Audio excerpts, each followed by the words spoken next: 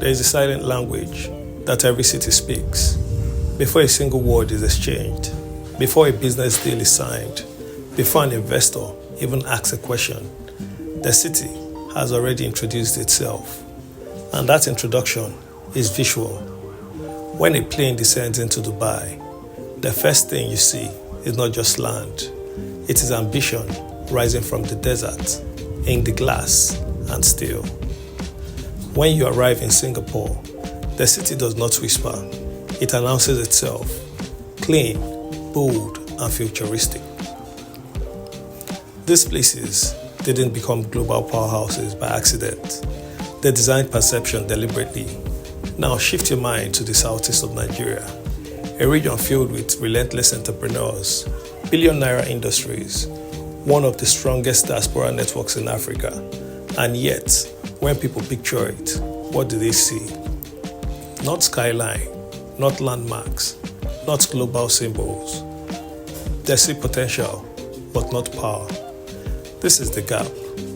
Because in today's world, perception is not secondary, it is currency. And the fastest way to shape perception is through what people can see.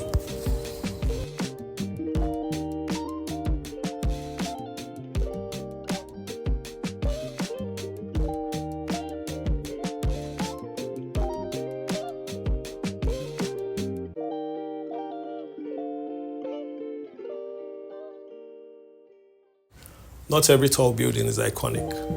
Not every expensive project becomes a landmark. An iconic structure is something deeper. It is a symbol. Take the Eiffel Tower.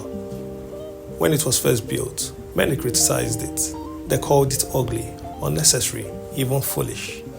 But today, it is France.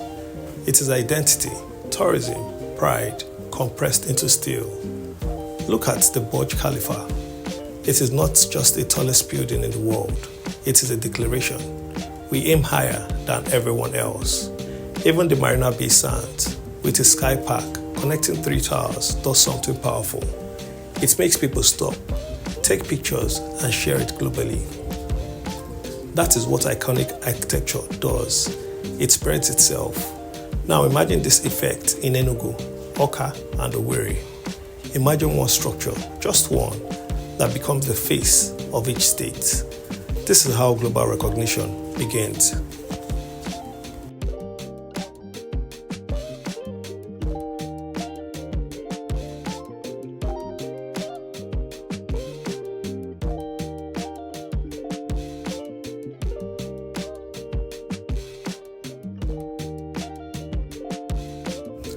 Across the southeast, billions have been spent on infrastructure, government houses, secretariats, administrative complexes. But here is the uncomfortable truth. Most of these buildings are invisible, not physically invisible, but psychologically invisible. They do not attract attention, create pride, inspire ambition, or even generate global curiosity. They exist, but they do not matter. Meanwhile, in Lagos, the skyline itself has become a marketing tool. In Abuja, monuments and structured layouts project authority. So what happened? It is not a lack of money. It is not a lack of talent. It is a lack of intentional design. The Southeast has been building for function, while the rest of the world builds for function and influence.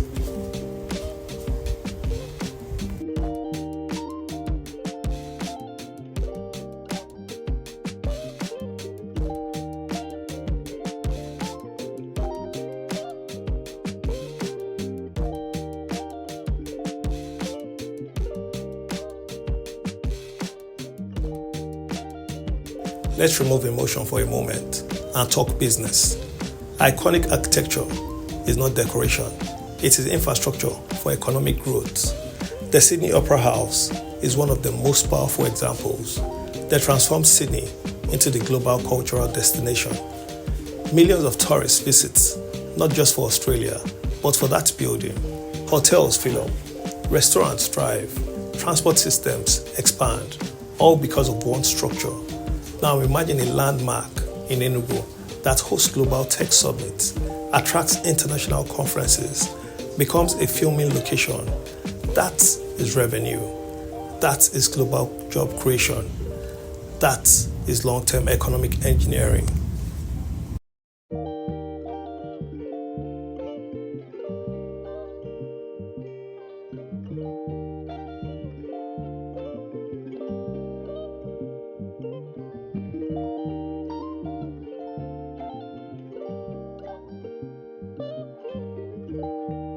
Environment shapes mindset.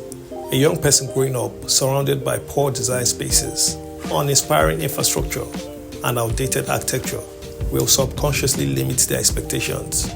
But place that same person in a city with old skyscrapers, artistic public spaces, modern urban design, and something shifts. Possibility expands. This is why cities like New York City produce relentless ambition, because everywhere you look, there is evidence that greatness is normal. Now imagine bringing that psychological shift to Aba, Enugu, or Awka. You are not just building structures, you are building mindsets.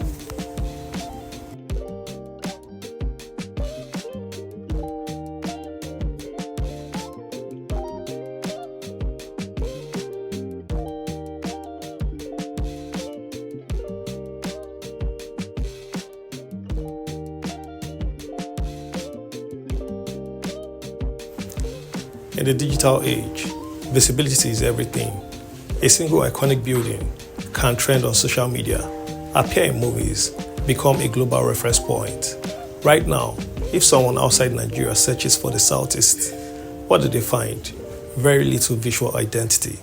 But give the region a skyline, a landmark tower, a cultural monument, and suddenly the narrative changes. Just like Kigali rebranded itself through clean design and modern infrastructure, the Southeast can rewrite its story.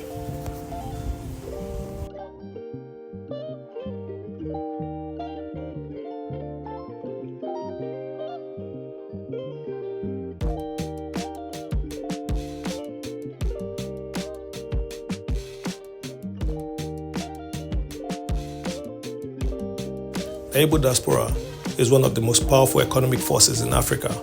Billions flow back home every year. But here's the reality. Money follows confidence, and confidence is visual. When diaspora investors see bold infrastructures, iconic buildings, structured urban planning, they don't hesitate, they invest. But when they see outdated designs, scattered development, lack of visual progress, they hold back. This is not about emotions, it's about signal. And iconic structures send the strongest signal possible.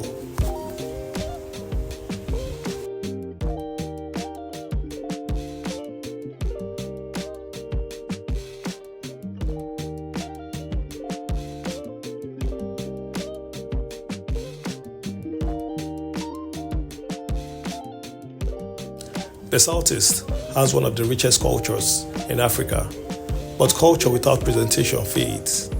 Where is the structures that tell the Igbo story on the global scale? Where is the monument that tourists travel across the continent to see? Filmmakers use as backdrop. Historians reference for generations. Cities around the world invest heavily in cultural landmarks because they understand something simple. People travel for stories, and architecture tells stories.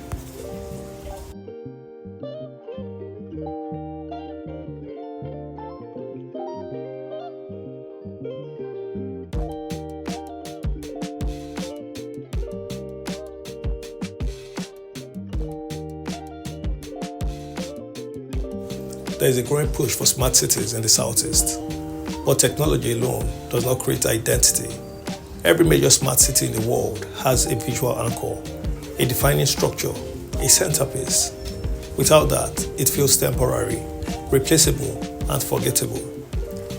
A smart city in Enugu or Awka needs not just roads and fiber optics, but something people can point to and say, that is us.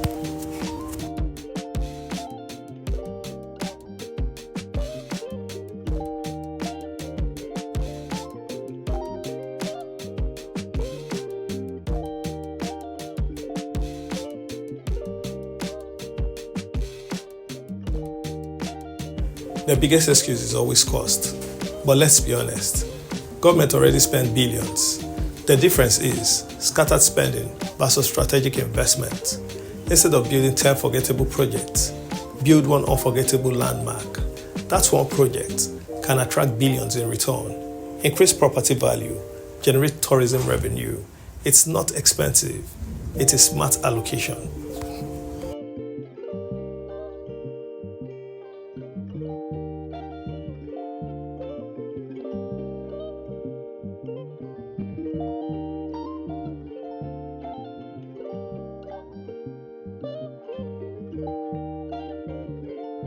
If Southeast governors are serious, here is 5 things that must happen. 1. Global design competitions. Invite world-class architects. 2. Public-private partnerships. Leverage private capital funding. 3. Cultural integration. Blend Igbo identity with modern design. 4. Long-term vision. Think beyond elections. 5. Strategic location planning. Place landmarks where they redefine entire cities. This is how legacies are built.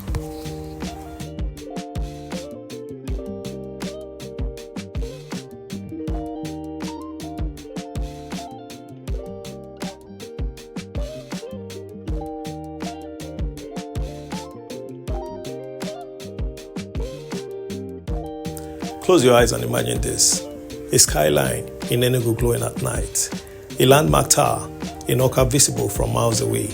A cultural monument in Owerri attracting global tourism. This is not fantasy. This is a decision. The Southeast already has the money, the talent, the global network. What it needs now is bold leadership. Because history does not remember ordinary buildings. It remembers icons.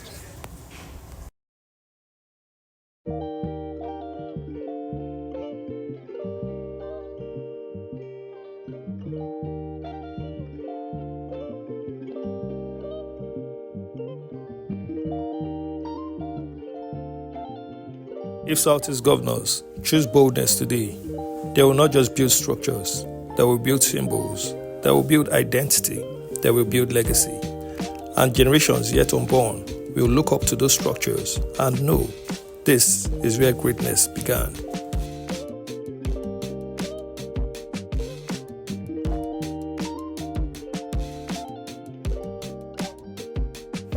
For decades, the Southeast has been known for one thing: resilience.